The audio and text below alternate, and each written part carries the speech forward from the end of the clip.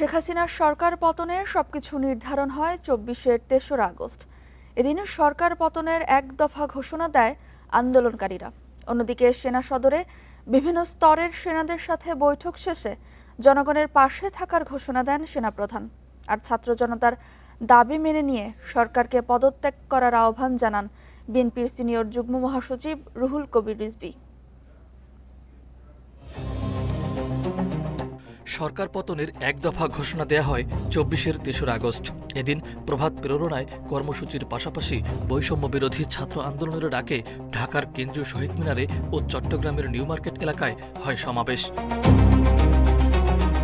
লাখো মানুষের উপস্থিতিতে অংশ নেন বিভিন্ন শ্রেণী পেশার মানুষ। অন্যদিকে আন্দোলনকারীদের গণভবনে আলোচনায় বসার আহ্বান জানান শেখ হাসিনা।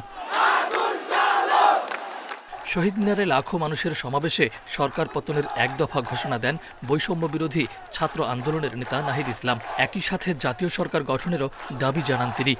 এছাড়া ৪ আগস্ট থেকে সরকারকে অসহযোগের জন্য সর্বাত্মক গণ অভ্যুত্থানের ঘোষণাও দেয়া হয়। আন্দোলনকারীদের সরকার পতনের দাবির বিপরীতে পাল্টা কর্মসূচি হিসেবে দেশের সব জেলা ও মহানগরীতে জমায়েত কর্মসূচি দেয় আওয়ামী লীগ। এদিকে ছাত্র জনতার দাবি মেনে নিয়ে অবিলম্বে সরকারকে পদত্যাগ করার আহ্বান জানান বিএনপির সিনিয়র যুগ্ম মহাসচিব রুহুল কবির রিজভী। এদিন সবথেকে বড় সিদ্ধান্ত আসে সেনা সদর থেকে। বিভিন্ন স্তরের সেনা কর্মকর্তাদের সাথে বৈঠক করেন সেনাপ্রধান জেনারেল ওয়াকারুজ্জামান। পরে গণমাধ্যমে ব্রিফিংয়ে জনগণের পাশে থাকার ঘোষণা দেন সেনাপ্রধান। পরিস্থিতি খুবই জটিল বুঝতে পেরে এদিন কোটা সংস্কার আন্দোলন ঘিরে আটক সাধারণ শিক্ষার্থীদের মুক্তির নির্দেশ দেন তৎকালীন প্রধানমন্ত্রী শেখ হাসিনা।